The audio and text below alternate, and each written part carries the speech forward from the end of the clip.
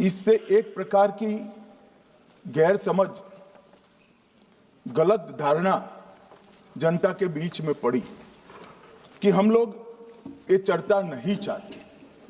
माननीय अध्यक्ष जी, मैं स्पष्ट करना चाहता हूं, संसद ये देश का चर्चा का सबसे बड़ा पंचायत है और हम भाजपा वाले, एनडीए वाले चर्चा से कभी नहीं भागते। कोई भी मुद्दा हो, संसद के नियमों के अनुसार चर्चा के लिए हम तैयार रहते हैं। हमने 2 दिन तक विपक्ष के चर्चा करी कि इसको बाद में किया जाए, 2 सत्र बाद में किया जाए, मगर नहीं माने। हमने हां भर दी। मेरा दायित्व है मान्यवर कि हमने क्यों ना बोली थी। ना बोलने के 2 कारण थे। एक कारण था कि चर्चा गहन पुनः निरीक्षण के नाम पर वो मांगते थे, एसआईआर के नाम पर मांगते थे। मान्यवर, मेरा बहुत स्पष्ट मत है कि एसआईआर पर इस सदन पे चर्चा नहीं हो सकती, क्योंकि गहन पुनः निरीक्षण की जिम्मेदारी भारत के चुनाव आयोग की है। भारत का चुनाव आयोग और चुनाव आयुक्त ये सरकार के तहत काम नहीं करते। अगर जब चर्चा होती है और कुछ सवाल खड़े किए जाएंगे तो इसका जवाब कौन देगा? मान्यवर, जब उन्होंने कहा कि हम चुनाव सुधार पर चर्चा करने के लिए तैयार है, हम तुरंत मान गए और आज चुनाव सुधार पर ही चर्चा हुई। मान्यवर, लगभग 63 प्लीज मान्य दादा बीमार हो, मैं समझ रहा हूं, मगर बीमार ज्यादा हो तो घर पे रहा करो, यहां सदन का माहौल मत बिगाड़िए। मान्यवर, 63 सदस्यों ने प्लीज ऐसे माहौल ठीक रहना चाहिए। व्यक्तिगत बात है मेरी और दादा के बीच में, माहौल ठीक रहना चाहिए। मान्यवर, 63 सदस्यों ने पक्ष और विपक्ष से इस चर्चा में हिस्सा लिया है और जो चर्चा का समय हुआ था तय, उससे ज्यादा आपने समय लिया है। इसलिए भी मैं आपका धन्यवाद व्यक्त करना चाहता हूं। मान्यवर, चर्चा तय हुई थी चुनाव सुधारों के लिए, मगर ज्यादातर विपक्ष के सदस्यों ने एसआईआर पर ही चर्चा करी। अब चर्चा इन्होंने जिस तरह से शुरू करी है, जवाब तो मुझे देना पड़ेगा मान्यवर, और मैं मानता हूं उनको सुनना भी चाहिए। मान्यवर, इस एसआईआर पर, गहन पुनः निरीक्षण पर एक तरफा 4 महीने से झूठ फैलाया और देश की जनता को गुमराह करने का प्रयास किया। और मेरा आग्रह है सदन के पक्ष और विपक्ष के सभी सदस्यों, मैंने एसआईआर की प्रक्रिया का, इससे जुड़े हुए संवैधानिक अनुबंधों का और भूतकाल में जो एसआईआर हुए वो सभी का गहन अभ्यास किया है। मैं आज आपके माध्यम से इस सदन को और सदन के माध्यम से पूरे देश की जनता को जो झूठ विशेषकर कांग्रेस पार्टी द्वारा फैलाया गया है, वो झूठ का मेरे तर्कों के हिसाब से जवाब देना चाहता हूं। आप बेटे ज्ञान मत दीजिए। मान्यवर, ये देश के संविधान में, मान्यवर, ये देश के संविधान से, संविधान के अनुच्छेदों से चुनाव आयोग की रचना हुई। एक प्रकार से चुनाव आयोग एक संवैधानिक संस्था है। संविधान के अंदर चुनाव आयोग का गठन, उसकी शक्तियां, चुनावी प्रक्रिया, मतदाता की परिभाषा और मतदाता सूची को तैयार करने और उसके सुधारने के लिए की शक्तियां, इसके बारे में स्पष्ट प्रावधान किए गए। और मान्यवर, बड़ी विनम्रता से मैं बताना चाहता हूं कि प्रावधान जब किए गए तब हमारी पार्टी बनी ही नहीं थी। हमारी पार्टी के अलावे जो लोग हैं, इन लोगों ने संविधान सभा में चर्चा कर संविधान को बनाया था। इसलिए ये पूरी चुनाव की प्रक्रिया जो संविधान के अंदर व्याख्यायित की गई है और आज जो हो रहा है, ये दोनों के बीच में क्या अंतर है और आरोप क्या है, इसको मैं जवाब देना चाहता हूं। माननीय, फ्री एंड फेयर चुनाव कराने का हमारा संविधान ने जिम्मेदारी चुनाव आयोग की तय की। मतदाता सूची बनाने की और मतदाता सूची में सुधार करने की जिम्मेदारी भी चुनाव आयोग को दी। अनुच्छेद संविधान के भाग 15 में अनुच्छेद 324, इसमें चुनाव आयोग का गठन, चुनाव आयुक्त की नियुक्ति, लोकसभा, राज्यसभा, विधानसभा, उपराष्ट्रपति और राष्ट्रपति, ये सभी चुनावों का संपूर्ण नियंत्रण संविधान ने चुनाव आयुक्त को दिया है। और चुनाव आयुक्त एक से ज्यादा हो तो इलेक्शन कमिश्नर को दिया है। अब 325 जो अनुच्छेद है वो किसी भी पात्र मतदाता को मतदाता सूची से बाहर नहीं रखा जाता, इसका प्रावधान करता है। मगर 326 एक गहन पुनर्निरीक्षण के लिए, एसआईआर के लिए बहुत महत्वपूर्ण है। क्या है 326 मान्यवर? इन्होंने मतदाता की पात्रता, योग्यता और मतदाता होने की शर्तें आर्टिकल 326 में तय की है। और वो शर्तें क्या है? सबसे पहली शर्त है कि मतदाता भारत का नागरिक होना चाहिए, विदेशी नहीं होना चाहिए। ये सबसे पहली शर्त। और ये कह रहे हैं कि चुनाव आयोग क्यों ये कर रहा है? भाई इसका दायित्व है, इसलिए कर रहे हैं। दूसरी है 18 साल से ज्यादा आयु का व्यक्ति मतदाता बन सकता है। तीसरा, वैधता का निर्धारण मानसिक असमर्थता, अपराध और भ्रष्टाचार में संलिप्तता के लिए जो कानून ने समय समय पर तय किया है, इसके पर।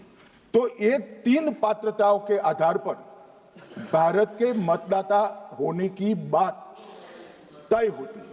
और ये 3 चीजें किसने देखनी है मान्यवर? चुनाव आयुक्त को देखनी है। Chief election commission, election commission मतलब चीफ इलेक्शन कमिश्नर और कमिश्नर्स ने देखनी है। और 327 में मतदाता सूची, सीमांकन, चुनाव संचालन और उसके लिए कानून बनाने की सिफारिश संसद को करने की सत्ता चुनाव आयोग को दी है। कल हमारे सदस्य मनीष तिवारी कहते थे गहन पुनर्निरीक्षण का इनको अधिकार ही नहीं है। आर्टिकल 327 पूर्ण अधिकार देता है कि मतदाता सूची इस व्याख्या के आधार पर बनाने का अधिकार चुनाव आयोग को है। मान्यवर, अब एसआईआर पर ही सवाल उठा दिए। मान्यवर, इन्होंने कहा कि एसआईआर आज क्यों हो रहा है। मैं इनको थोड़ा इतिहास और मान्यवर, एक नई फैशन हो गई, इतिहास बताते हैं तो नाराज हो जाते हैं कि आप इतिहास मत बताइए। अरे भला कोई भी प्रक्रिया, कोई भी देश, कोई भी समाज इतिहास को छोड़कर कैसे आगे बढ़ सकता है? इतिहास कोई भी समाज का महत्वपूर्ण अंग है। मान्यवर, हमारे लोकतांत्रिक इतिहास की शुरुआत 1952 से हुई। तो सबसे पहला गहन पुनर्निरीक्षण एसआईआर कब हुआ? 1952 में। एसआईआर की क्या जरूरत है वो कहते हैं, इसलिए मैं कहता हूं। तो उस वक्त प्रधानमंत्री कौन थे? जवाहरलाल नेहरू। किस पार्टी से थे? कांग्रेस पार्टी से। दूसरा कब हुआ? 1957 में। फिर जवाहरलाल नेहरू प्रधानमंत्री थे, कांग्रेस पार्टी से थे। तीसरा हुआ 61 में, उसमें भी जवाहरलाल नेहरू प्रधानमंत्री थे और कांग्रेस पार्टी थे। 65-66 में भी हुआ, एक ही गहन पुनर्निरीक्षण 2 साल में हुआ। उस वक्त भी श्री लाल बहादुर शास्त्री प्रधानमंत्री थे, कांग्रेस पार्टी थे। 83-84 में हुआ, इंदिरा जी थी। 87-89 में हुआ, राजीव गांधी थे। 92-93-95 में हुआ, नरसिम्हा राव थे। 2002 और 3 में हुआ, तब श्री अटल बिहारी वाजपेयी थे। मान्यवर, 2004 में गहन पुनर्निरीक्षण समाप्त हुआ, तब डॉक्टर मनमोहन सिंह जी प्रधानमंत्री थे। तो 2, 3, 4 का एक गहन पुनर्निरीक्षण हुआ, एसआईआर हुआ। उसमें 2 साल एनडीए के प्रधानमंत्री थे, भाजपा के थे, और 1 साल डॉक्टर मनमोहन सिंह। 2004 के बाद सीधा 2025 में गहन पुनर्निरीक्षण हो रहा है और इस वक्त हम हैं। एक पूरा गहन पुनर्निरीक्षण एसआईआर की प्रक्रिया का आज तक 2004 तक किसी भी दल ने विरोध नहीं किया है माननीय, क्योंकि ये चुनाव को पवित्र रखने की प्रक्रिया है, चुनाव के उद्देश्यों को, लोकतंत्र को स्वस्थ रखने की प्रक्रिया है। अगर लोकतंत्र में चुनाव जिसके आधार पर होते हैं वो मतदाता सूची ही प्रदूषित है, तो चुनाव कैसे साफ और सुथरे हो सकते हैं माननीय? समय समय पर मतदाता सूची का गहन पुनर्निरीक्षण जरूरी है, इसलिए चुनाव आयोग ने फैसला किया कि 2025 में इसको किया जाएगा। मान्यवर, एक बीच में एक घटना में जरूर कहना चाहूंगा। 2010 में एक चुनाव आयुक्त महोदय ने निर्णय किया कि रिटर्निंग ऑफिसर को मतदाता सूची में से नाम काटने का अधिकार नहीं है, और उसके बाद से किसी की मृत्यु हुई तो भी नाम नहीं कटते थे, कोई एक क्षेत्र से दूसरे क्षेत्र में गया तो भी नाम नहीं कटते थे, एक व्यक्ति का ट्रांसफर हो गया तो कोयम्बटूर से वो शिमले चला गया, भारत सरकार का कर्मचारी है तो उसका नाम कोयम्बटूर में भी रहता था, शिमला में रहता था, क्योंकि 2010 में मैं बताता हूं, मैं बख्सूंगा नहीं, आप चिंता मत करो, क्योंकि 2010 में एक व्यवस्था हुई कि किसी का नाम नहीं काट सकते, और उस वक्त भी कांग्रेस पार्टी की सरकार थी। तो एक गहन पुनर्निरीक्षण क्या है माननीय? एक गहन पुनर्निरीक्षण है कि जिनकी मृत्यु हो गई उनके नाम कट जाए, जो 18 साल से बड़े हो गए उनके नाम जोड़ जाए, जो किसी भी प्रकार से 2 जगह मतदाता है उनके नाम कट जाए, और जो विदेशी नागरिक है उनको चुन चुन कर डिलीट किया जाए। ये गहन पुनर्निरीक्षण। और मैं आज इस मंच से, आपके माध्यम से इस सदन को और देश की जनता को कहना चाहता हूं, क्या कोई भी देश का लोकतंत्र सुरक्षित रह सकता है जब देश का प्रधानमंत्री और राज्य का मुख्यमंत्री कौन हो वो घुसपैठिए तय करेंगे? मान्यवर, नहीं रह सकते। एक मतदाता का एक से ज्यादा जगह पर वोट होना चाहिए मान्यवर, एक से ज्यादा जगह पर वोट होना चाहिए। जो लोगों का मृत्यु हो चुका है मान्यवर, जिन लोगों का मृत्यु हो चुका है उनका वोट मतदाता सूची में होना चाहिए मान्यवर। ये एसआईआर और कुछ नहीं है, मतदाता सूची का शुद्धिकरण है। मैं मानता हूं इससे कुछ दलों के राजनीतिक स्वार्थ आहत होते हैं, मुझे उन दलों के प्रति एक प्रकार से अनुकंपा भी है, क्योंकि देश के मतदाता तो वोट देते नहीं है, ये थोड़े विदेशी दे देते थे वो भी चले जाएंगे। मगर मान्यवर, क्या हमने भारत के नाते निर्णय करना पड़ेगा कि इस देश की संसद को चुनने के लिए, राज्य की विधानसभा को चुनने के लिए विदेशी को वोट देने का अधिकार देना है या नहीं देना है? और मेरा मत है, मेरा विनम्र मत है मान्यवर कि ये नहीं देना चाहिए।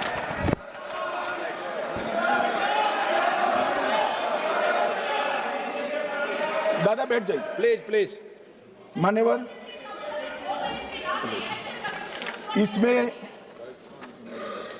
इसमें कानूनी स्थिति का प्रश्न नहीं है। अभी सांसद महोदया बोला कि इलेक्शन कमीशन का अधिकार नहीं है। लाल बाबू हुसैन 1995 में एक वाद हुआ मान्यवर, भारत की सर्वोच्च अदालत तक वो वाद पहुंचा। लाल बाबू हुसैन बनाम मतदाता रजिस्ट्रेशन ऑफिसर 1995 में इसका जजमेंट आया, और उसमें अदालत ने स्पष्ट कहा, देश की सर्वोच्च अदालत ने कहा, मैं नहीं कह रहा, जहां मतदाता का नाम दर्ज किया जाना है वहां रिटर्निंग ऑफिसर ये सुनिश्चित कर सकता है कि आवेदक भारत का नागरिक है या नहीं है। ये लोग जो कहते हैं इलेक्शन कमीशन कैसे तय करेगा, ये इनकी ड्यूटी है और ये हमारा निर्णय नहीं है, भारत की सर्वोच्च अदालत का निर्णय है, और हम सब भारत की सर्वोच्च अदालत के निर्णय से बंधे हुए हैं। किसी को भी अगर वेरीफाई करना है तो लाल बाबू हुसैन बनाम मतदाता रजिस्ट्रेशन ऑफिसर 1995 का जजमेंट निकालकर मान्यवर दे दे। मान्यवर, विपक्ष के नेता राहुल गांधी जी ने 5 नवंबर 2025 को एक प्रेस कॉन्फ्रेंस में परमाणु बम फोड़ा। अब वो परमाणु बम के अंदर उन्होंने कहा कि हरियाणा में एक ही घर में 501 वोट पड़ गए।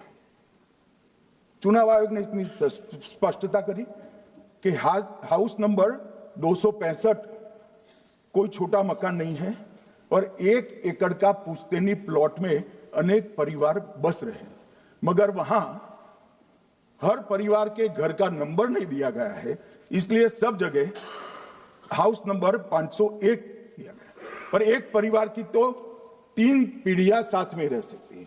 और पुराने नंबर से ही जब हरियाणा में कांग्रेस की सरकार चुनी गई तब से ये नंबर इसी तरह से चल रहा है। ये ना कोई फर्जी घर है ना फर्जी वोटर है। मान्यवर, वोट चोरी का नैरेटिव बनाने के लिए मान्यवर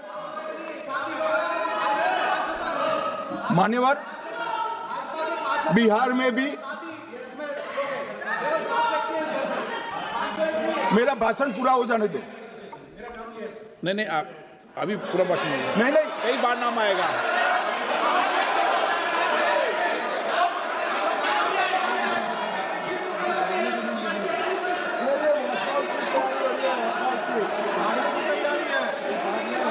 माननीय सदस्य,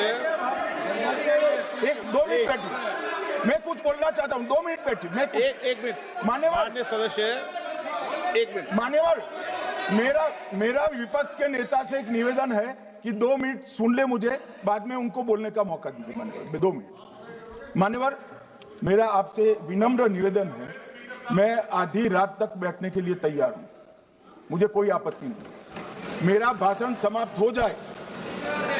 अरे सुनिए ना भाई, सुनो ना, 2 बड़े बोलते हैं तब बीच में नहीं बोलते। मान्यवर, मेरा भाषण समाप्त हो जाए।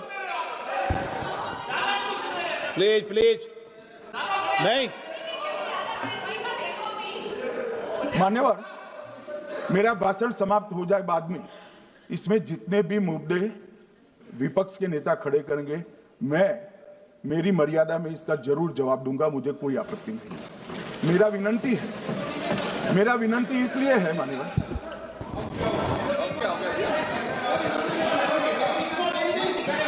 एक मिनट, उनको पूरी बात करने दें। हाँ। मान्यवर, मेरा विनंती भी मान्यवर, नो प्लीज डिबेट नहीं करते बेटे। मान्यवर, मेरा विनंती इसलिए है कि शायद वो जो मुद्दा खड़ा करना चाहते हैं उसका जवाब मेरे आगे भाषण में आ जाएगा तो मुद्दा ही नहीं बचेगा, इसलिए मैं कह रहा हूं मुझे पूरा सुन लिया जाए।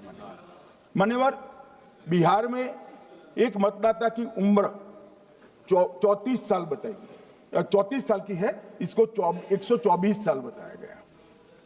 सच था कि इसमें उम्र 124 बार छपी थी। बाद में मिंता देवी जी ने खुद बताया कि उन्होंने ऑनलाइन आवेदन किया था और वो ऑनलाइन आवेदन करने में गलती हो गई, इसके कारण उम्र 124 बार साल छपी थी। अब इसके आधार पर मतदाता सूची पर प्रश्न कर दिए।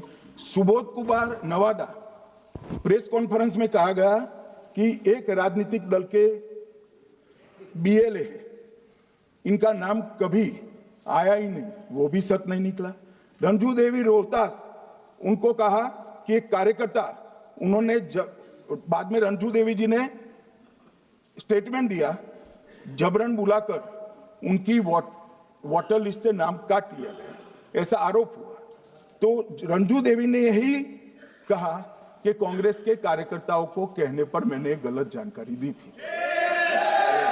मान्यवर, ये जो प्रेस कॉन्फ्रेंस हुई और उसने जिस प्रकार का देश में माहौल बनाया, चलो ये तो मैंने आरोप जो लगाए थे और सत्य क्या है कहा, मगर मैं विपक्ष के नेता ने जो प्रेस कॉन्फ्रेंस में कहा कि मतदाता सूची ठीक नहीं है, इसको सुधार करना चाहिए।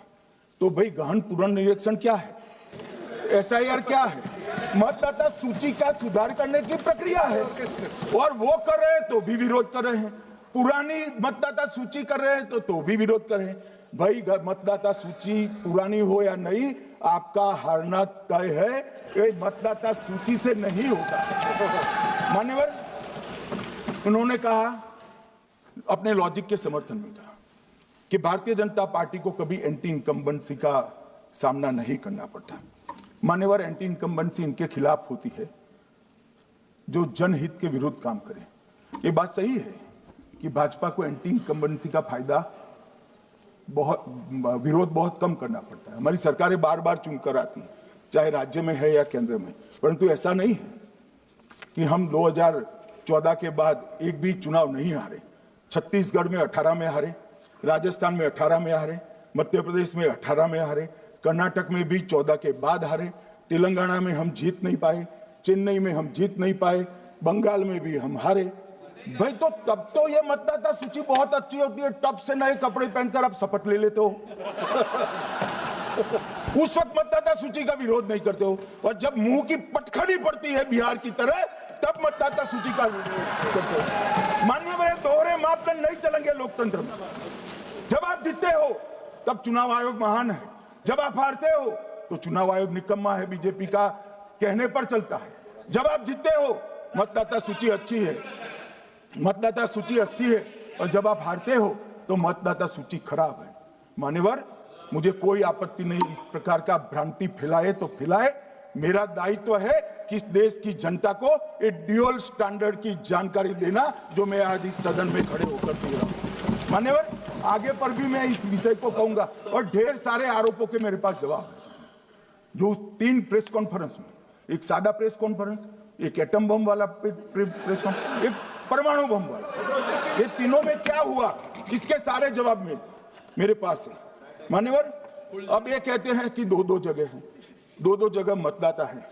मान्यवर, किन किन लोगों के 2-2 जगह मतदाता, मैं इसमें जिनके नाम 2 जगह रजिस्टर्ड है उसका दोष नहीं निकालता मैं, क्योंकि एक जगह से कोई व्यक्ति दूसरी जगह गई तो 2010 के बाद इसको डिलीट करने का अधिकार आरओ के पास से ले लिया गया। इसके कारण ये विसंगतियां खड़ी हुई। किसके हैं? श्री प्रशांत किशोर जी के 2 जगह मतदाता है, पवन खेरा जी का भी है, तेजस्वी यादव का स्वयं का है, टी सिद्दीकी एनआईसी केरल के नेता का है, मान्यवर संजय सिंह आप पार्टी के नेता के हैं, एक किशोरी पेडनेकर यूबीटी शिवसेना के हैं, इनका भी है। मान्यवर, सामान्य गलतियां हैं, क्योंकि एक नियम आ गया, जिसका जब वोट काटने का जिसका अधिकार है उसको रोक लिया गया, तो आरओ वोट काट नहीं सकता था, इसलिए 2 जगह रह गए। अब वही एक गहन पुनर्निरीक्षण से सुधरना है, मगर आप गहन पुनर्निरीक्षण को वोट चोरी कह रहे हो। मान्यवर, वोट चोरी किसको कहते हैं वो मैं बताना चाहता हूं, और हमारे यहां कुछ परिवार ऐसे हैं जो पूछते नहीं वोट चोरी करते। अच्छा, बोलिए आप। हाँ, बोले आप, बोले। हाँ, बोले आप, बोले। स्पीकर सर, मेरा कल एक सवाल था, जो हिंदुस्तान के इतिहास में पहली बार डिसीजन लिया गया कि इलेक्शन कमिश्नर्स को फुल फुल इम्यूनिटी दी जाएगी। ठीक है, ये है ना, इसका जवाब इसका पीछे मैं खत्म नहीं किया सर।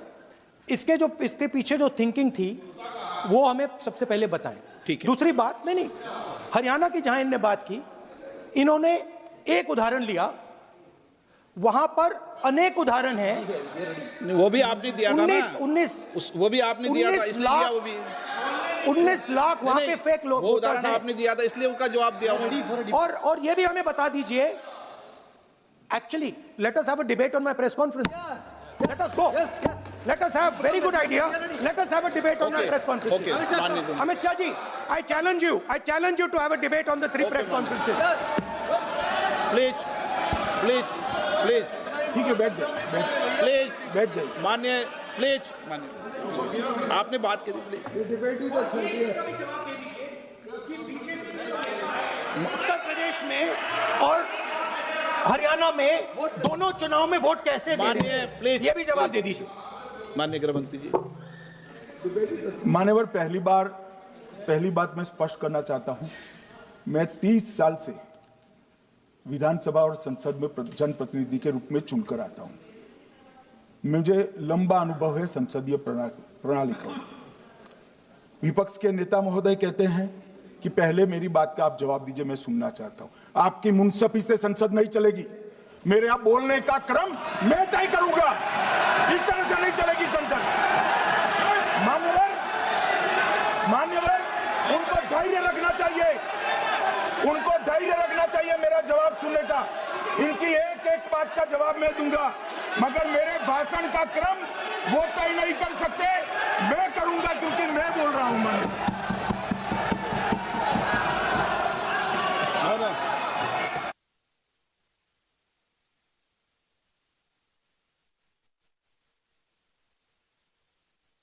एक मिनट गृह मंत्री जी, एक मिनट गृह मंत्री, क्या गलत बोला उन्होंने?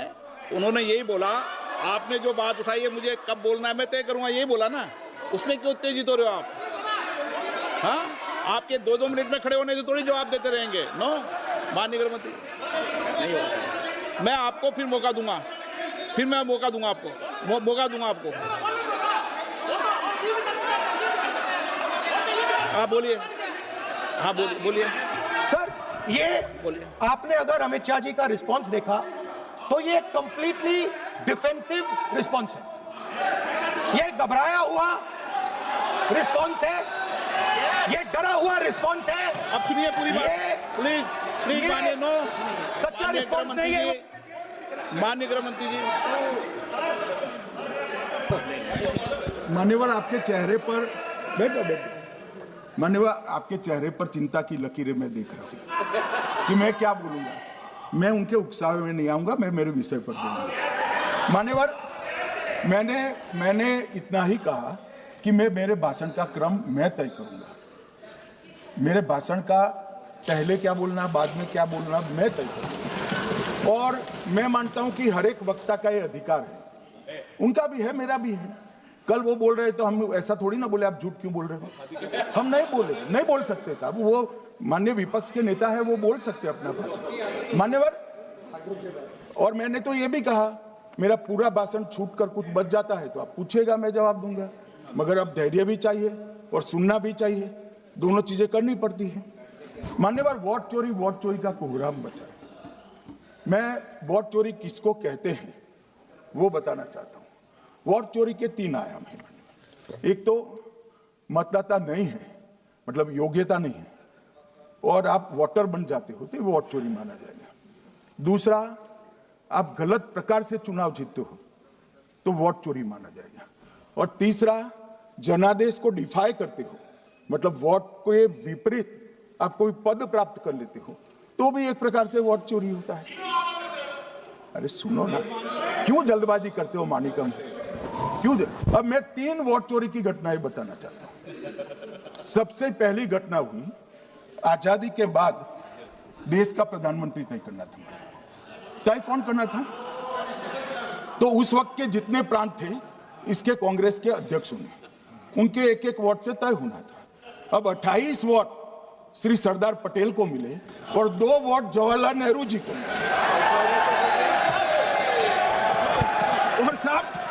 और साहब प्रधानमंत्री जवाहरलाल जी बने। मान्यवर,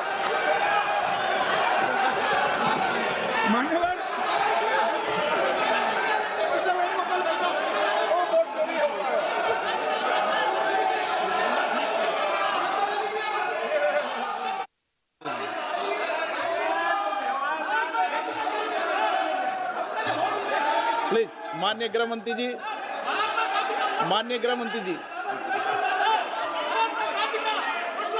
प्लीज।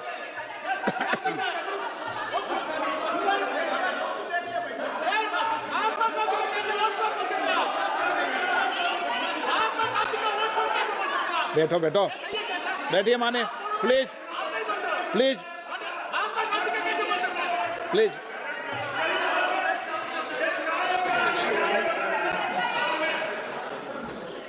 मान्यवर, दूसरी बैठिए बैठिए माननीय सदस्य प्लीज, हर बार नहीं उठते, बैठिए। मान्यवर, दूसरे प्रकार की वोट चोरी और नैतिक तरीके से चुनाव जीते, ऐसी वोट चोरी भी भूतकाल में एक बार हुई थी। श्रीमती इंदिरा गांधी रायबरेली से चुनी गई। इलाहाबाद हाईकोर्ट में श्री राजनारायण पहुंचे कि चुनाव नियमों के अनुसार नहीं हुआ। इलाहाबाद हाईकोर्ट ने ये तय कर दिया कि श्रीमती गांधी ने उचित तरीके से चुनाव नहीं जीता है, हम इसको रद्द कर दें। मान्यवर, ये भी वोट चोरी थी, बहुत बड़ी वोट चोरी थी। और उसके बाद में क्या हुआ? उसके बाद में वो वोट चोरी को ढकने के लिए संसद में कानून लाया कि प्रधानमंत्री के खिलाफ कोई केस ही नहीं हो सकता। मैं विपक्ष के नेता को कहना चाहता हूं, इम्यूनिटी की बात आप चुनाव आयोग की पूछ रहे हैं, इसका तो मैं जवाब दूंगा, इम्यूनिटी का। मगर ये इम्यूनिटी जो श्रीमती गांधी ने दी थी, इसके लिए आपका क्या कहना है? और उन्होंने तो स्वयं के लिए ले ली। उनका आरोप है। ऐसे नहीं चलता मान्यवर, आप जब बोले, जब 5-5 मिनट में उठेंगे क्या? ये मान्यवर, उनका आरोप है। आप भी बोले नौ गलत, 1-1 मिनट में सदस्य नहीं उठेगा ना। मान्यवर, उनका आरोप है कि सरकार ने बनाया तो लोकतंत्र ने बनाया, तो जो समय का केस था वो बताया है, आगे का तो बताया। माननीय मोदी जी को भी सब लोगों ने प्रधानमंत्री बनाया है भाई, आपकी कृपा से नहीं बने हैं। मान्यवर,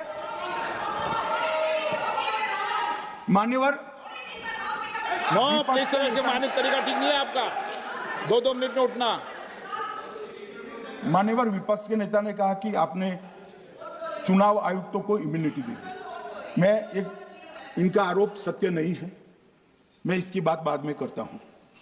परंतु हमने तो चलो मानो चुनाव आयुक्त को इम्यूनिटी दी, श्रीमती गांधी ने तो अपने आप को इम्यूनिटी दी थी। और फिर जब ये संवैधानिक सुधार के वायरस चैलेंज हुए, तो वो केस जीतने के लिए 2, 3 और 4 नंबर के सर्वोच्च न्यायालय के जज को बाईपास कर चौथे नंबर के जज को चीफ जस्टिस बनाया और वहां केस भी जीत लिया। और मान्यवर, ये तो इतिहास है, कौन झुठला सकता है? इनको कोई पढ़ाता नहीं है इतिहास, ये तो इतिहास है, सर्वोच्च अदालत और संसद के रिकॉर्ड में रखा हुआ इतिहास है। इसके खिलाफ लल्लन सिंह जैसे कितने लोग पूरा जीवन लड़े बिहार में, इमरजेंसी के खिलाफ जेल में गए, लाखों लोग गए। और तीसरी वोट चोरी कहना चाहता हूं, तीसरी वोट चोरी का प्रकार मैंने बताया था कि योग्यता नहीं है और मतदाता बन जाना। अभी अभी एक वाद पहुंचा है, वाद मतलब डिस्प्यूट पहुंचा है दिल्ली की सिविल अदालत में। उसमें डिस्प्यूट ये है कि सोनिया गांधी जी इस देश की नागरिक बनने से पहले मतदाता बने।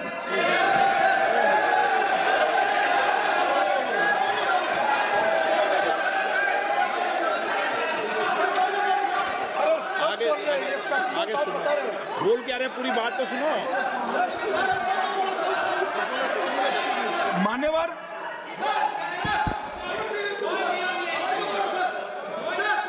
मान्यवर, मैंने इतना ही कहा है कि अदालत में केस चल रहा है जो फैक्चुअल है। अब जवाब तो उनको अदालत में देना है, सोनिया जी ने यहां क्यों दे रहे हैं? अदालत में जवाब देना है।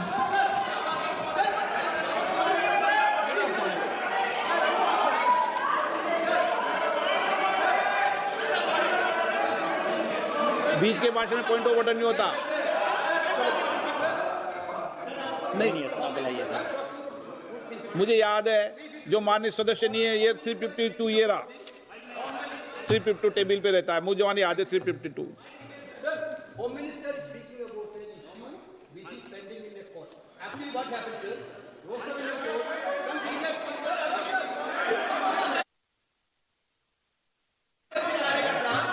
filed a case on Madam Sonia Gandhi's voting on that 80.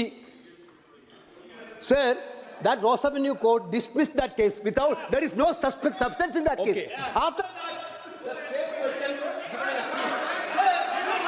Gandhi not even voted in that election. I am challenging Home Minister. Okay. Sonia Gandhi not even voted that election. Can you prove it?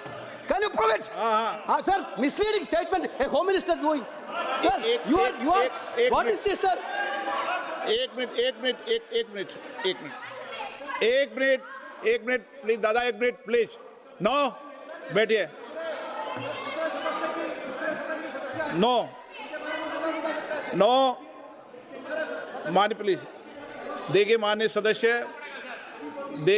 सदस्य, 2 दिन से मैं चर्चा को सुन रहा हूं और 2 दिन से चर्चा को सुन रहा हूं और 352 आपने भी पढ़ा है, मैंने भी पढ़ा है, ठीक है ना। कई बार इधर से भी उधर से भी इस विषय को कई बार बोला गया है। जब डिबेट चलती है उसके संदर्भ में कई विषयों को बोला जाता है, ठीक है ना। और इसीलिए सुनिए बात, माननीय गृह मंत्री जी ने, आपने आधी बात सुनकर हर 2-2 मिनट में उठने लगोगे, ऐसे चर्चा नहीं होती। आप उनकी पूरी बात को सुनिए, क्या संदर्भ था, उन्होंने कोई फैसला नहीं दिया है, उन्होंने एक जानकारी जो आई है वो जानकारी सदन के पटल पर रखी है। अब मुझे सुनिए तो, अब आपने एक मुद्दा खड़ा किया, मुझे जवाब तो देने दीजिए। मान्यवर, मैंने कुछ ऐसा नहीं कहा, मैंने सिर्फ इतना कहा है कि एक वाद दायर हुआ है दिल्ली की अदालत में, मैंने कोई कंक्लूजन नहीं कहा। मैंने कहा कंक्लूजन का, मैंने कोई कंक्लूजन नहीं कहा। कंक्लूजन तो जब उनका नोटिस का जवाब वो दे देगी तब अदालत देगी, तब फिर से बताऊंगा मैं। मगर अभी तो मैंने सिर्फ इतना कहा है कि वहां एक केस रजिस्टर्ड हुआ है जिसमें श्रीमती गांधी को नोटिस इश्यू किया है। इसमें इतने लाल पीले होने की जरूरत क्या है?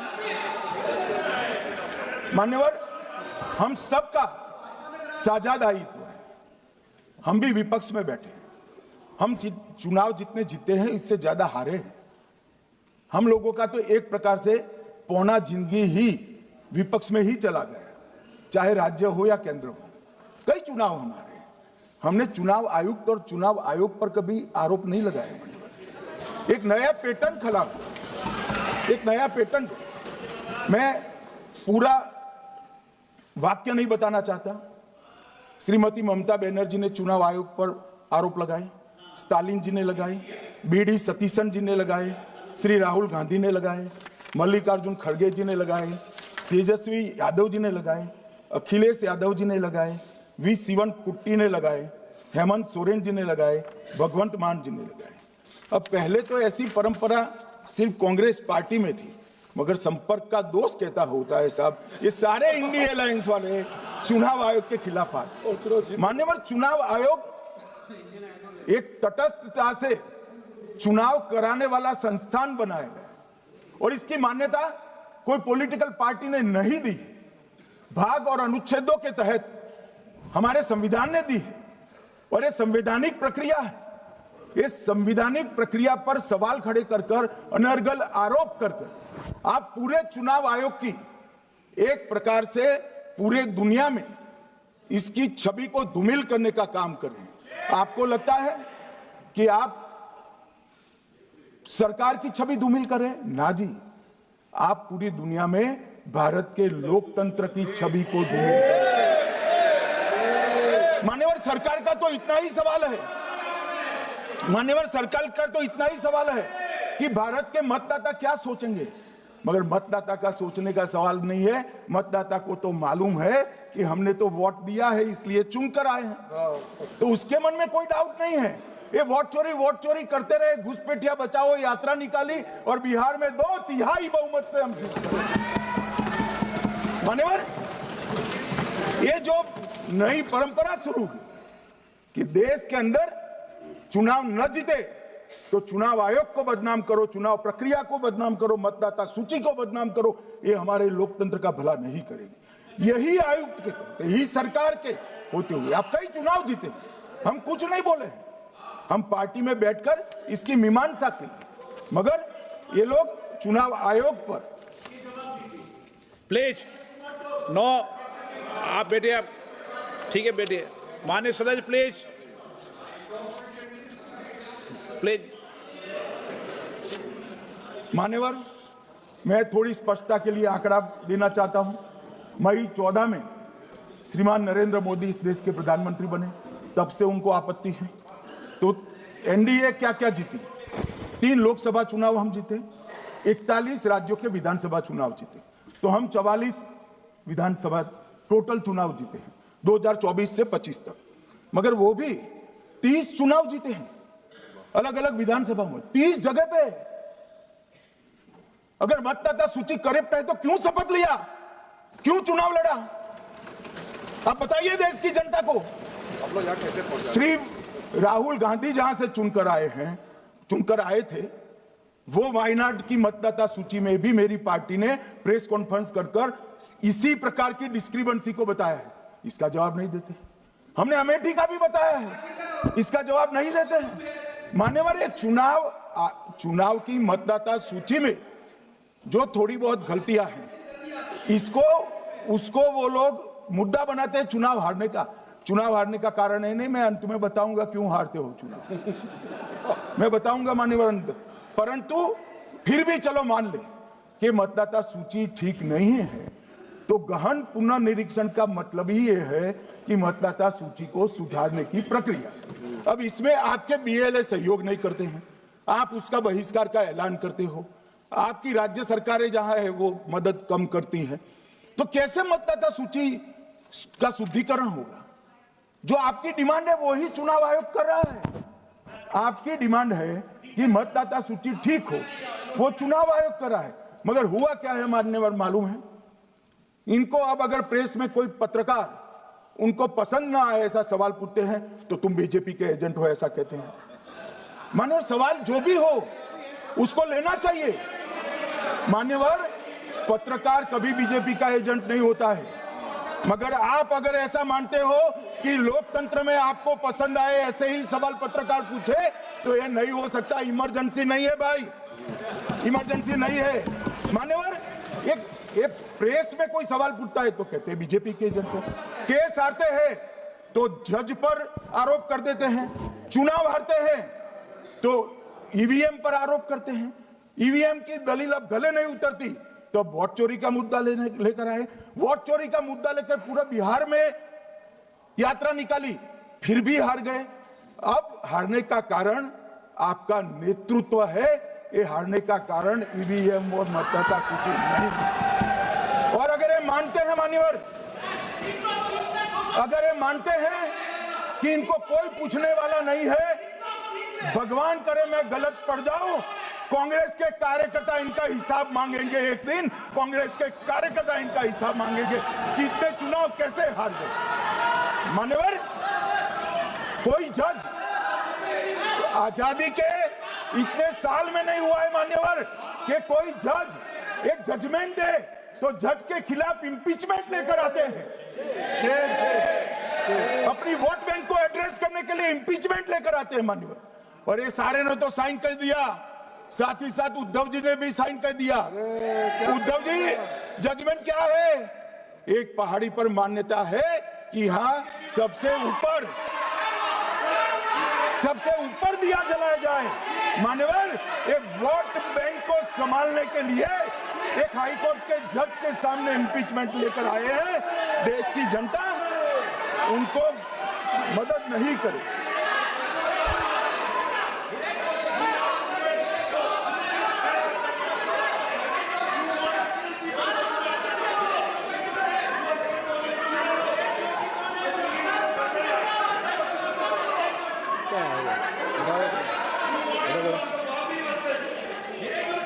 प्लीज नो, माननीय गृह मंत्री जी। गौरव जी बैठ जाइए, नया मुद्दा शुरू हो रहा है। प्लीज, अरे भैया प्लीज मेरी बात सुनो ना। माननीय गृह मंत्री जी, माननीय गृह मंत्री जी, माननीय गृह मंत्री जी, नया मुद्दा शुरू हो रहा है, फिर से खड़ा होगा होना, आप बैठ जाइए प्लीज। नो नो, ये तरीका ना, मणिकम जी प्लीज बैठिए। नो, ये तरीका ठीक नहीं है। प्लीज बैठे। हर आपको ज्यादा समस्या है क्या हर 2 मिनट में खड़े होने की? हर 2 मिनट में खड़े होने की समस्या है क्या आपको लोगों को? बैठिए, ऐसे नहीं चलेगा। मान्यवर, 2014 के बाद अरे दादा ये भी बैठ गए, अब बैठ जाओ। मान्यवर, 2014 के बाद हारने की परंपरा शुरू हुई। हारने की परंपरा शुरू होने के बाद हाँ जीते ही है, मगर हारने की भी परंपरा हुई है। मान्यवर, हारने की परंपरा शुरू करने के बाद इन्होंने सबसे पहले ईवीएम को निशाना बनाया। आज मैं आपके माध्यम से सदन को और सदन के माध्यम से देश की जनता को बताना चाहता हूं, ईवीएम कौन लेकर आया इस देश में? मान्यवर, कौन लेकर आया? 15 मार्च 1989 को जब राजीव गांधी इस देश के प्रधानमंत्री थे, तब ईवीएम लाने का कानूनी बदलाव किया गया था। अब राजीव गांधी के ईवीएम के कानून का भी विरोध कर रहे हैं।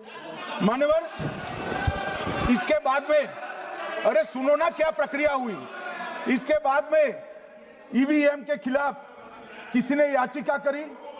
इस देश की सर्वोच्च न्यायालय के 5 जजों ने बैठकर ईवीएम के कानूनी बदलाव को 2002 में उचित ठहराया। माने राजीव गांधी को भी नहीं मानते, सर्वोच्च अदालत को भी नहीं मानते हैं।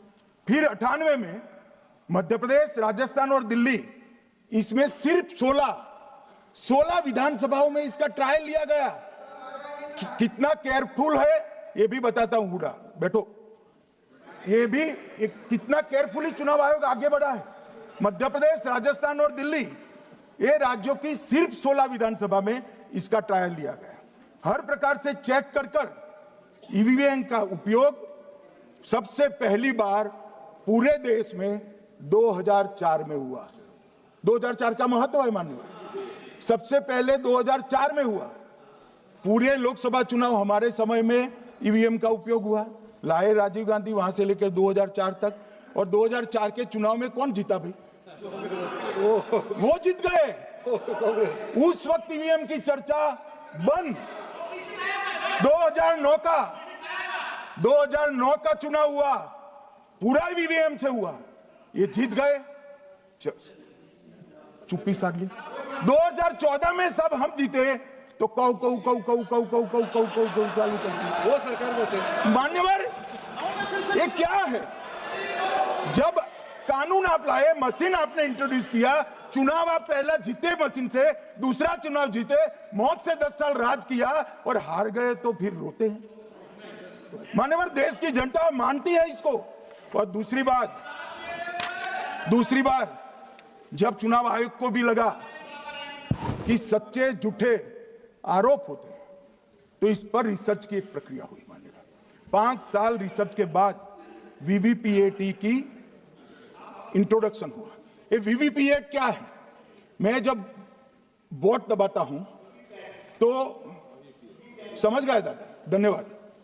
मान्यवर, मैं जब वोट दबाता हूं तो मैंने कमल के निशान पर वोट दबाया, तो पास में एक पर्ची निकलती है कि आपका वोट कमल के निशान पर रजिस्टर हो गया है।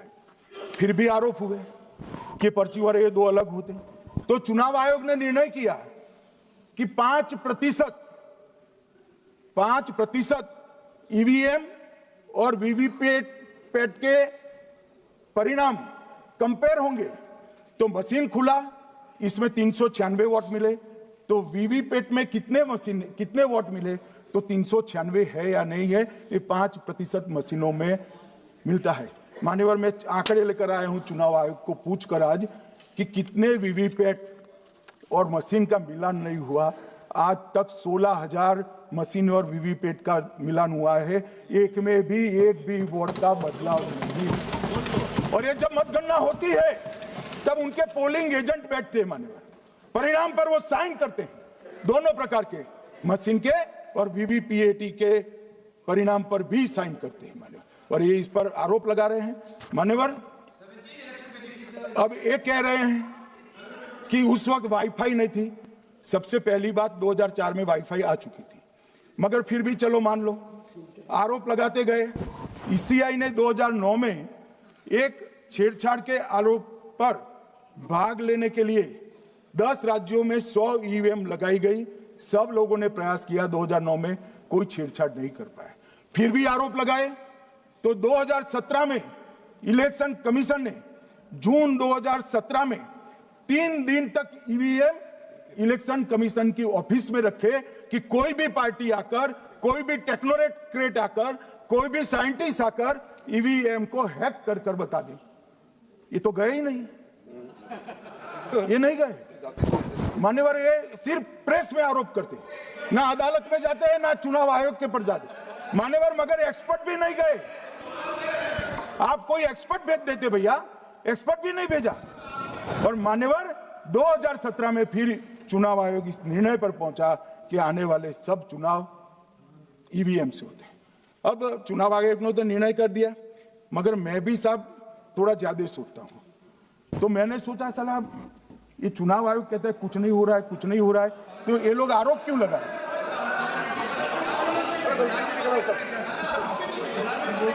मान्यवर, मेरे शब्द कोई ऐसे हो तो काट दीजिए। काट दिया राहुल जी।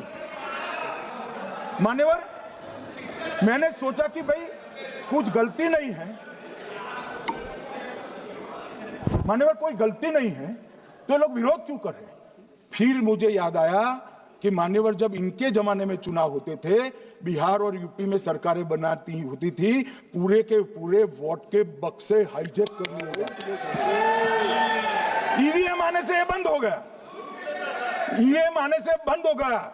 और मान्यवर चुनाव की चोरी बंद हुई है, इसलिए पेट में दर्द हो रहा है। ईवीएम का दोष नहीं है, चुनाव जीतने का तरीका जनादेश नहीं था, करप्ट प्रैक्टिसेस थी, इसके कारण चुनाव जीतते थे। अब आज ये पूरे एक्सपोज हो चुके हैं। जब जनादेश पर चुनाव होता है तो आप जीत सकते हो, जीतो, स्वागत है उसका, मगर जब हारते हो तो अन्य कारण बताना, जैसे पहले मैंने कहा, ऐसा बताना ये ठीक नहीं है। मान्यवर, कल मैंने लीडर ऑपोजिशन का भाषण स्वयं यहां बैठकर सुना है।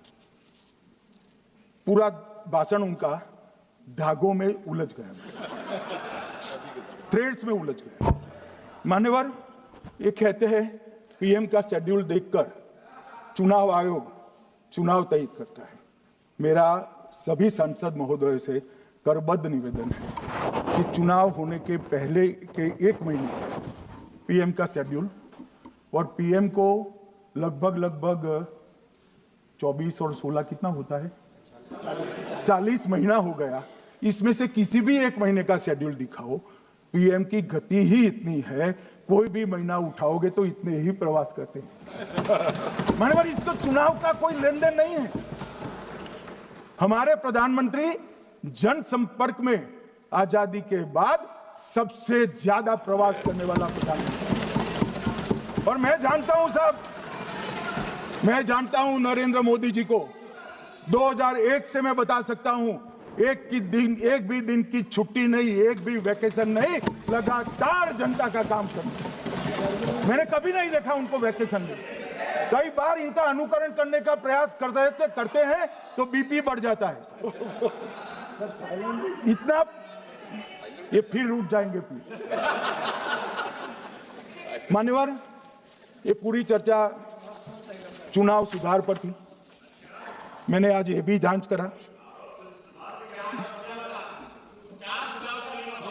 सुनो ना, जरा धैर्य रखो भाई।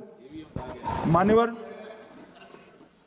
मैंने आज सुबह चुनाव आयोग के वहां जांच कराई। जांच मतलब कोई गोपनीय चीज नहीं पूछी है, अब इसका इश्यू मत बने।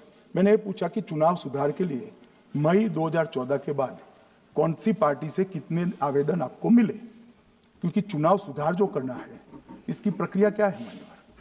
चुनाव सुधार सभी राजनीतिक दलों के साथ चर्चा कर चुनाव आयोग भारत सरकार के विधि मंत्रालय को भेजता है और विधि मंत्रालय इसका कानून बनाकर संसद के सामने रखता है। ये प्रक्रिया है। तो मैंने सोचा कि इतना बड़ा हो हल्ला हुआ तो ढेर सारे चुनाव सुधार कांग्रेस पार्टी ने दिए होंगे, तो मैं जरा उसका पुच्छा कर दूं, लगे हाथ तो इसकी भी बात कर लूं, इसमें गोपनीय क्या है। तो मैंने पूछा तो साहब मुझे एक रहस्य मालूम पड़ा कि आज तक मई 2014 से चुनाव आयोग को एक भी चुनाव सुधार का सुझाव कांग्रेस पार्टी से नहीं मिला। मान्यवर,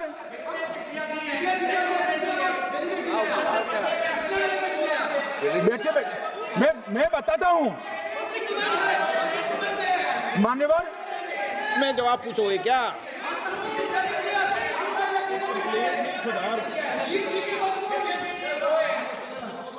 क्या आप भी बोले हर बोलने पर एक एक बार उठेंगे क्या?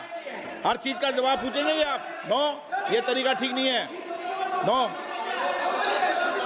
ये तरीका ठीक नहीं है।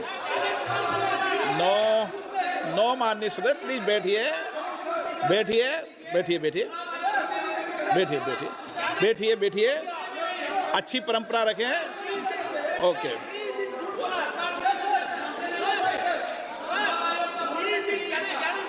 नो नो प्लीज, हर 2 मिनट नहीं उठते। अच्छी है। नो, ऐसी नो, प्लीज बैठिए आप, प्लीज बैठिए, प्लीज बैठिए, प्लीज बैठिए, सुनिए प्लीज, प्लीज बैठिए।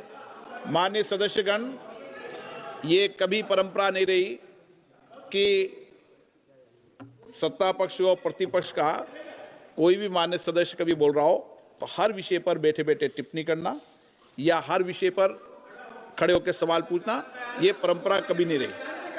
आपने भी भाषण दिया आज, आपको कोई ने बीच में उठ के पूछा कोई ने? माननीय गृह मंत्री, अच्छी परंपराएं लागू करो, अच्छी तरह चलाएं सब। मैं मेरे स्टेटमेंट पर कायम हूं। नरेंद्र मोदी सरकार बनने के बाद आज तक कांग्रेस पार्टी ने चुनाव आयोग को एक भी चुनाव सुधार का प्रपोजल नहीं दिया। मान्यवर, ये कई बार मिलने गए हैं, मैंने उनका प्रेस कॉन्फ्रेंस भी देखा है। उनका प्रेस कॉन्फ्रेंस था चुनाव प्रक्रिया के अंदर उनका जो डिस्प्यूट है वो ऑनगोइंग इलेक्शन में इसको रजू करने का। चुनाव सुधार जो होता है, चुनाव के पहले चुनाव के नियम जो तय होते हैं, इसके लिए सभी दलों को बाकायदा पत्र लिखा जाता है और कोई मांगे तो उसको समय भी देना पड़ता है। ये दो अलग चीज है। माननीय गृह मंत्री, मान्यवर, 1 मिनट गृह मंत्री। माननीय सदस्यगण, सदन का समय माननीय गृह मंत्री जी के वक्तव्य की समाप्ति तक बढ़ाया जाता है। माननीय गृह मंत्री जी। मान्यवर, कर विपक्ष के नेता ने 3 सवाल पूछे थे और 4 सुझाव दिए थे। पहला सवाल था मुख्य न्यायाधीश को चुनाव आयोग चयन समिति से बाहर क्यों निकाला गया, पहला सवाल था। दूसरा सवाल था दिसंबर 2003 में कानून बदलकर चुनाव आयोग को पूर्ण प्रतिरक्षा क्यों दी गई। और तीसरा शार्प क्वेश्चन था सीसीटीवी फुटेज 45 दिन में नष्ट करने का कानून क्यों लाए। कानून नहीं लाए हैं, सर्कुलर चुनाव आयोग ने इश्यू किया है, मगर ठीक है, हार्द में समझ रहा हूं ये क्यों कर रहे हैं। ये 3 इसके जवाब थे। मान्यवर, मैं इसमें से सबसे पहले सवाल का जवाब देना चाहता हूं। मान्यवर, मुझे पूरा सुनकर जरा आप आपत्ति लीजिएगा, क्योंकि मैं बताऊंगा तो पास से ही, मगर वर्तमान का भी जवाब दूंगा। मान्यवर, 73 वर्ष तक इस देश में चुनाव आयोग की नियुक्ति का कोई कानून ही नहीं था। माननीय सभी सदस्य ध्यान से मुझे सुने, 73 साल तक इस देश में चुनाव आयोग की नियुक्ति का कोई कानून नहीं था। नियुक्ति प्रधानमंत्री सीधी कर देते थे। और मान्यवर, मैं आज ये पूरे देश को बताना चाहता हूं कि टोटल अब तक जितने चुनाव आयुक्त हुए और जितने मुख्य चुनाव आयुक्त और चुनाव आयुक्त, ये सभी इसी प्रकार से हुए। अब 2003 के कानून पर मैं बाद में आता हूं। 1950 से 1989 चुनाव आयोग एक सदस्यीय था। प्रावधान क्या था? कोई कानून नहीं था। प्रधानमंत्री जी फाइल भेजते थे राष्ट्रपति जी को और राष्ट्रपति जी नोटिफिकेशन बाहर नहीं करते। तो भाई उस वक्त बरोबर चुनाव था, सबसे अच्छा था। नहीं, मैं ये नहीं पूछता नियुक्ति की प्रक्रिया। मान्यवर, पूरा उनका 55 साल प्रधानमंत्री जी ने ही चुनाव आयुक्त को नियुक्त किया, तब तक कोई सवाल नहीं था। और नरेंद्र मोदी करते हैं तो उन पर सवाल उठाते हैं, मगर हमने तो ऐसा भी नहीं किया। मान्यवर, फिर 89 से 91 जब 89 में चुनाव आयुक्त उनकी सुनते नहीं थे, तो पहली बार उस पर ब्रेक लगाने के लिए चुनाव आयोग को बहुत सदस्यीय बनाया गया। ये बिहार के चुनाव के कारण ही हुआ, परंतु वो भी प्रधानमंत्री की फाइल से ही अपॉइंट होते हैं। और मान्यवर 21 चुनाव आयुक्त, कमिश्नर और मुख्य चुनाव, और 21 और 29 इस प्रकार से हुए जिसमें कोई प्रधानमंत्री जी ही रखते थे। कांग्रेस पार्टी ने ही ये परंपरा बनाई थी, कानून भी कांग्रेस पार्टी ने बनाया था। मगर आज आरोप करना है इसलिए आपने चुनाव चोरी कर लिया, चुनाव चोरी कर लिया, चुनाव चोरी कहने से कुछ नहीं होता। जनता हमको सुनती है भाई, और हम जवाब भी देते हैं। मान्यवर, ये 50 से लेकर 2023 तक कोई कानून नहीं। बाद में 2023 में एक अनूप बरनवाल बनाम भारत सरकार मुकदमा हुआ, उसमें सुप्रीम कोर्ट ने कहा कि भाई चुनाव आयुक्त की नियुक्ति थोड़ी पारदर्शी होनी चाहिए। सुझावी था, ऑर्डर नहीं था। हमारे सॉलिसिटर जनरल ने वहां कंसेंट दी, तो उन्होंने कहा कि भाई हमें कानून बनाने में थोड़ी देर लगेगी और हमें इस पर कंसल्टेशन भी करना पड़ेगा, चुनाव आयोग से भी करना पड़ेगा। तो उन्होंने कहा ठीक है, अगर आप सहमत हैं, मैं जजमेंट और आर्गुमेंट पढ़कर, अगर आप सहमत हैं तो जब तक कानून नहीं बनता, चीफ जस्टिस ऑफ इंडिया की अध्यक्षता में एक कमेटी बने और प्रधानमंत्री और विपक्ष के नेता इसके मेंबर।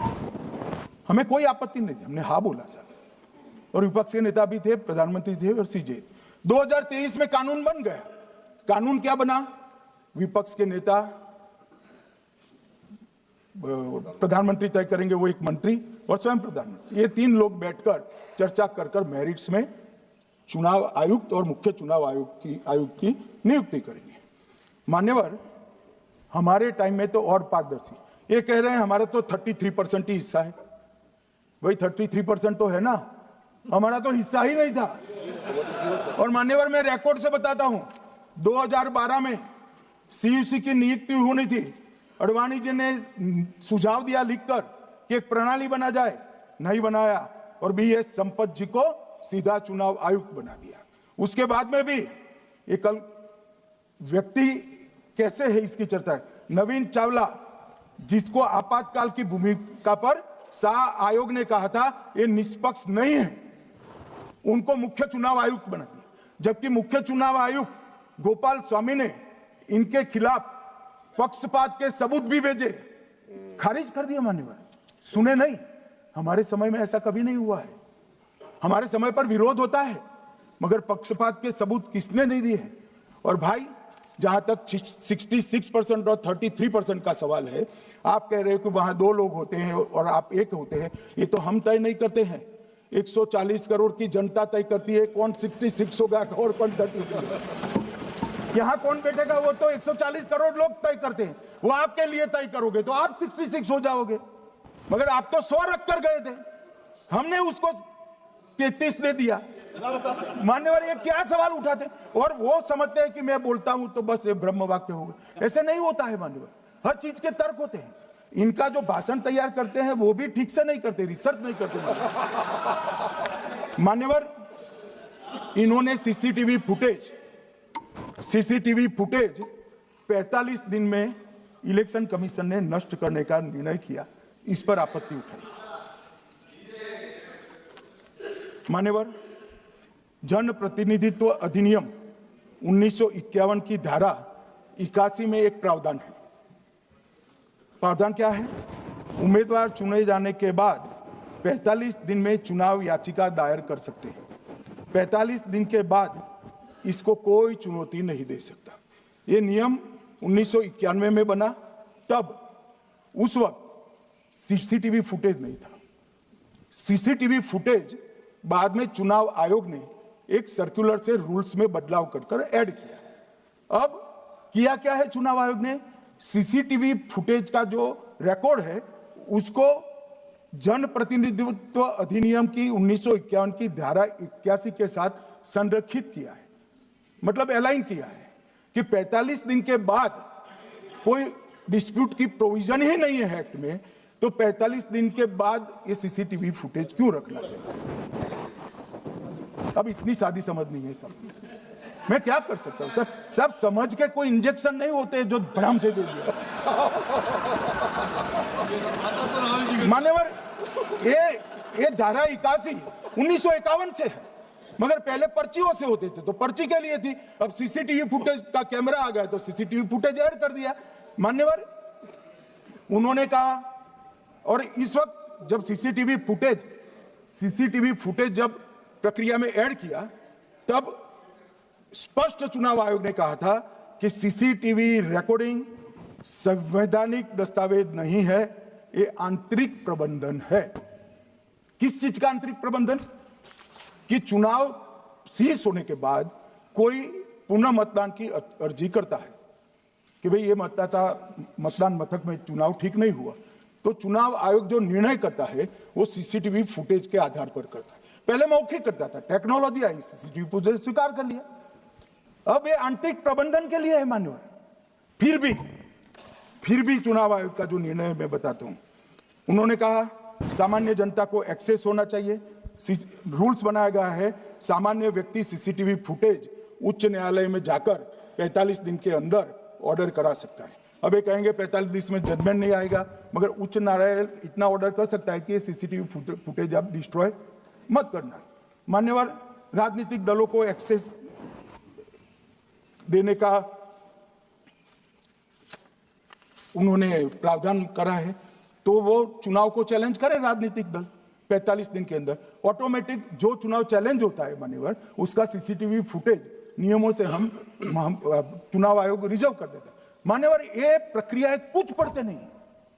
इसके बाद पॉलिटिकल एजेंटों को एक्सेस होनी चाहिए। पॉलिटिकल एजेंट भी मान्यवर हाईकोर्ट से इसको प्राप्त कर सकता है। अब करते कुछ नहीं, एक भी ना हाईकोर्ट में अर्जी करी ना चुनाव आयोग में करी, और सीसीटीवी फुटेज का बहाना लेकर बोलने लगे। अब इतने लाखों बूथों का सीसीटीवी फुटेज हर नागरिक मांगने लगा कोई कारण के बगैर, तो किस प्रकार से चुनाव आयोग दे सकता है? किस प्रकार से दे सकता है? यहां हुआ क्या है, सब प्राप्त करना चाहते हैं वो प्रेस कॉन्फ्रेंस करना। उनको लगता है कि मेरी प्रेस कॉन्फ्रेंस ये संवैधानिक प्रावधान के तहत होती है। ऐसा नहीं होता है। वे प्रेस कॉन्फ्रेंस जो करते हो जिन मुद्दों का, इसकी लीक कर अर्जी दे दो, टपक से मिल जाएगी सारी दिख, मगर अर्जी नहीं करते, कोर्ट में नहीं जाते हैं, चुनाव आयोग में नहीं जाते हैं, और चुनाव चोरी हो गया, चुनाव चोरी हो गया, चुनाव चोरी हो गया करते। मान्यवर, ऐसे नहीं चलेगा। इस देश को, लोकतंत्र को आप धूमिल नहीं कर सकते, और सबने सीखना चाहिए, और भाषण ढंग से तैयार करने का भी सीखना चाहिए। मान्यवर,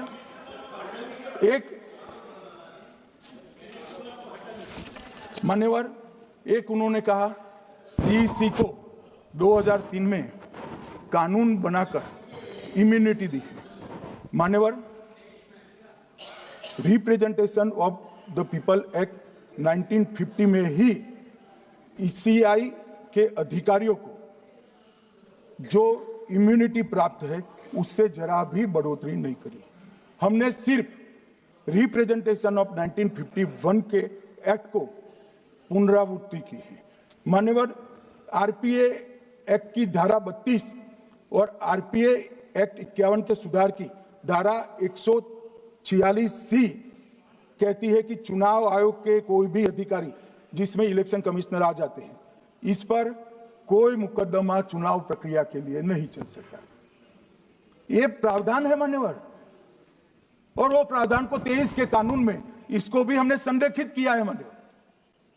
इतने सारे वकीलों को राज्यसभा दे रखी है, भगवान जाने क्या करते हैं सर, अपने नेता को ब्रीफ भी नहीं करते। मान्यवर, ये वाक्य आप निकाल सकते हैं, ये वाक्य निकाल सकते हैं मान्यवर।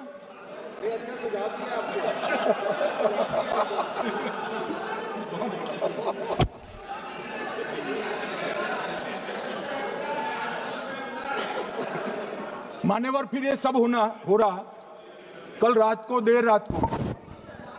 देर रात को मान्यवर मैं मेरा भाषण तैयार कर रहा, तो मैंने अपने आप को पूछा कि ये सब इतना स्पष्ट है तो ये मुद्दा क्यों उठा रहे। मेरी समझ में अगर इतना पढ़कर आता है तो उन्होंने भी तो पढ़ा होगा, ये मुद्दा क्यों उठा रहे। मूल मुद्दा है अवैध घुसपैठियों को मतदाता सूची में रखने। इन लोगों ने मान्यवर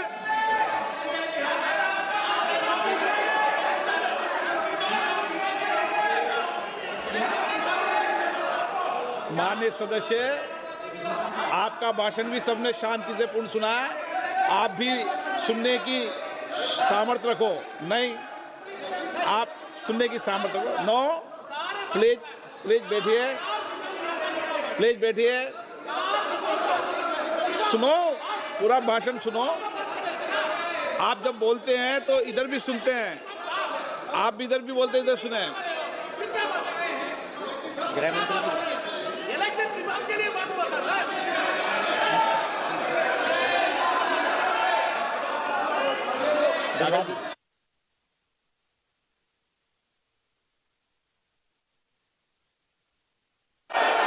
माननीय सदस्य, आप जब बोलते हैं तो इधर भी सुनते हैं, पूरे सुनने की क्षमता रखो। सर ये लोग डर गए हैं, जवाब नहीं सुन सकते हैं। इतना दिनों से देश के सामने में झूठ फैला करके इन्होंने गुमराह करके चर्चा मांगा। आज गृह मंत्री जी एक एक बात का जवाब दे रहे हैं, ये भाग गए, डर गए, सुन भी नहीं सकते ये। अगर ये सुन नहीं सकते हैं, इतना दिनों से संसद के समय बर्बाद क्यों किया? अगर सच्चाई नहीं सुन सकते तो इतना दिनों तक सड़कों पर संसद का समय लोगों को भ्रम फैला करके क्यों समय बर्बाद किया? ये दिखा रहे, हमको मालूम था ये भागने वाले हैं। सच्चाई को सुनना चाहिए, सच्चाई को सुनना चाहिए। और जब सच्चाई सामने में आया तो डर गए, सुनने का कैपेसिटी तक नहीं है और इतना गुमराह किया। पिछले सेशन का पार्लियामेंट सेशन इन्होंने तबाही किया, मॉनसून सेशन को भी इन्होंने बर्बाद किया इसी मुद्दे पर, और ये हमारे शीतकालीन समय को भी इन्होंने 2 दिन बर्बाद किया। आज बारीकी से जब बता रहे थे ये लोग भाग गए, ये तो ठीक नहीं है।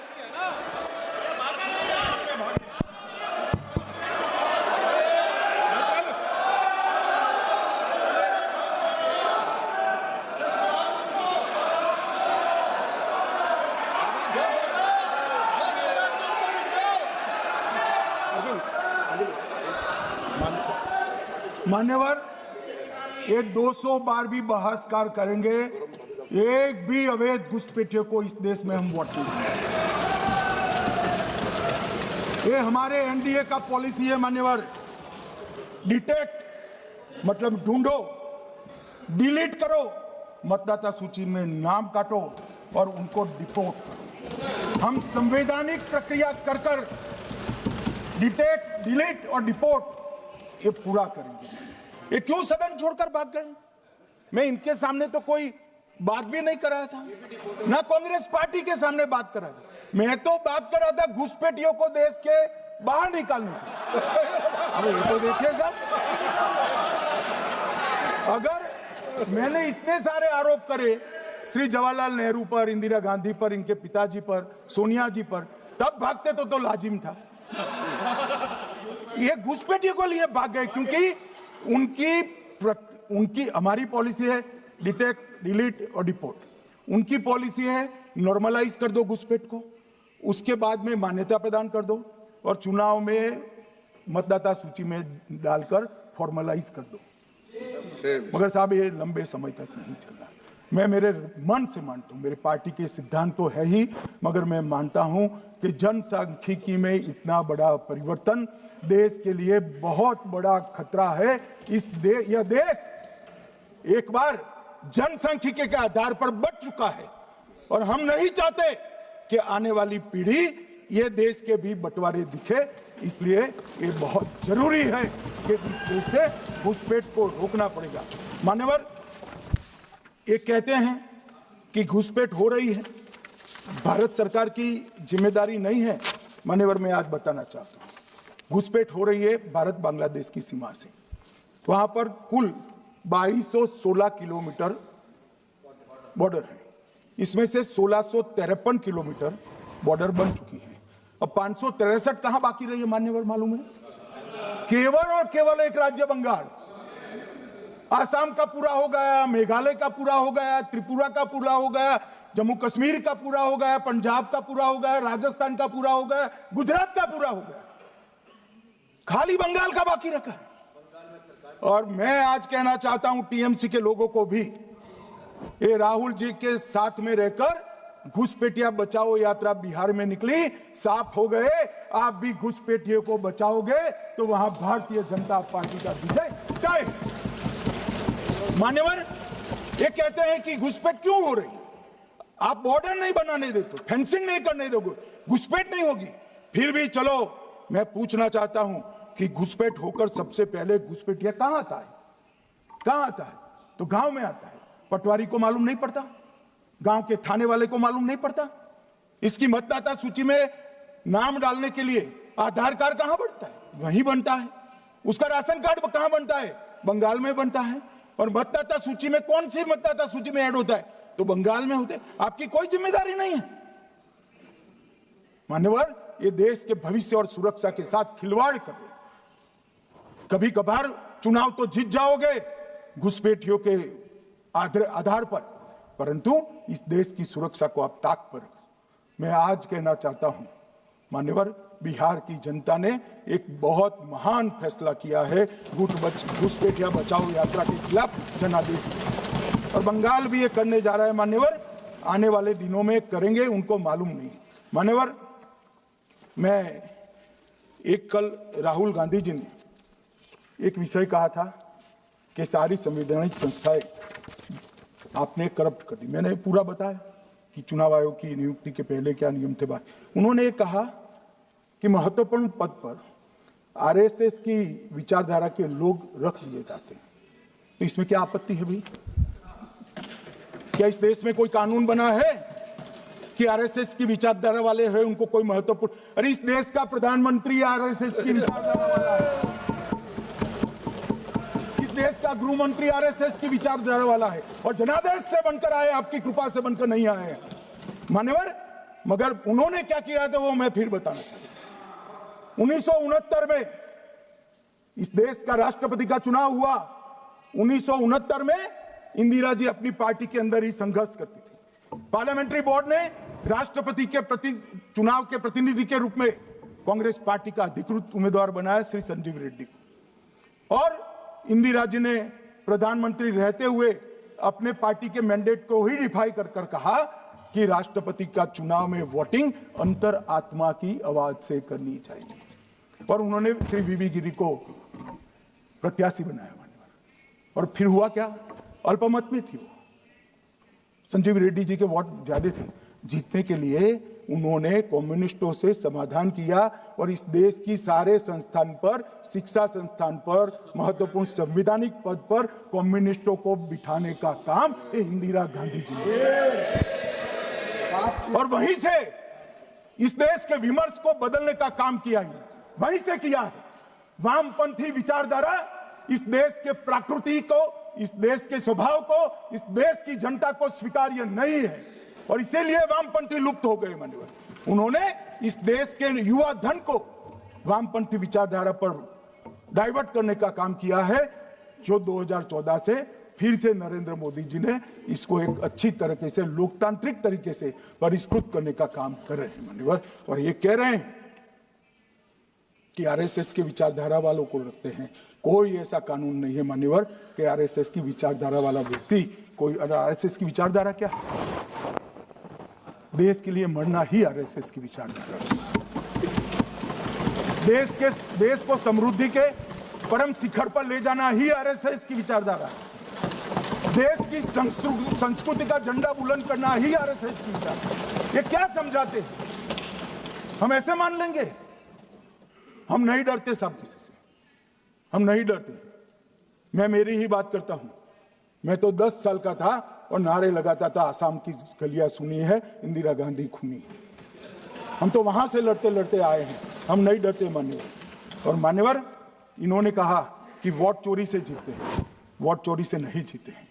आपने सर्जिकल स्ट्राइक का विरोध किया, इसलिए हम जीते हैं। आपने एयर स्ट्राइक का विरोध किया, इसलिए जीते हैं। आपने 370 हटाने का विरोध किया, इसलिए जीते हैं। आपने राम मंदिर बनाने का विरोध किया, इसलिए जीते हैं। आपने घुसपैठियों को हटाने का विरोध किया, इसलिए जीते हैं। आपने सीएए का विरोध किया, इसलिए हम जीते हैं। आपने ट्रिपल तलाक हटाने का विरोध किया, इसलिए जीते हैं। और आप वन नेशन वन इलेक्शन का विरोध कर रहे हो, इसलिए हम फिर से जीते हैं। माननीय 60 करोड़ गरीबों के घर में इस देश के प्रधानमंत्री जी ने घर पहुंचाया, गैस पहुंचाया, पानी पहुंचाया, शौचालय पहुंचाया, 5 किलो अनाज मुफ्त पहुंचाया और 5 लाख तक की दवाइयां मुफ्त कर दी। क्या समझते हैं कि वोट चोरी कर कर जीते हैं? इस देश के इंफ्रास्ट्रक्चर को 40 साल देख लीजिए और हमारे 11 साल देख लीजिए, इंफ्रास्ट्रक्चर को 3 गुना बढ़ाने का काम हमारे प्रधानमंत्री नरेंद्र मोदी, और इसलिए जनता हमें जिताती है। और मैं तो अभी भी कहना चाहता हूं, चले गए हैं मान्यवर, मैं अभी भी कहना चाहता हूं, यार कांग्रेस पार्टी तुझे टिकट तो देती नहीं है। मान्यवर मैं अभी भी कहना चाहता हूं, एसआईआर का विरोध करोगे तो बिहार की जगह बंगाल और तमिलनाडु में भी साफ। मान्यवर, इस 140 करोड़ की जनता का जनादेश ईश्वर का आदेश होता है। हमारे यहाँ तो कहते हैं ना कि जनता ही जनार्दन है, तो जनता का फैसला श्री कृष्ण का फैसला होता है, जनार्दन का फैसला। और वो जनता के फैसले को ये लोग वोट चोरी इस तरह की भाषा का प्रयोग करते हैं। जनता देख रही है, जनता आंख मूंद कर नहीं बैठी। मान्यवर, मैं तो धन्यवाद करना चाहूंगा हमारे पार्लियामेंट्री अफेयर्स मिनिस्टर का कि इन्होंने तो एक अलग रास्ता कर एसआईआर पर चर्चा कर ली, वरना इनका झूठ एक तरफा जनता में जा रहा था। आज आपने भी मुझे इतना विपुल मात्रा में समय दिया, जरूरत पड़ी वहां प्रोटेक्शन भी दिया, मुझे संरक्षण दिया, इसलिए मैं आपका भी धन्यवाद करना चाहता हूं। और अंत में फिर से एक बार श्री राहुल गांधी के भाषण लिखने वालों को कहना चाहता हूं कि तथ्य ढंग से ढूंढ कर लिखे, इनकी यहां पर तकलीफ होती है। सभा की कार्रवाई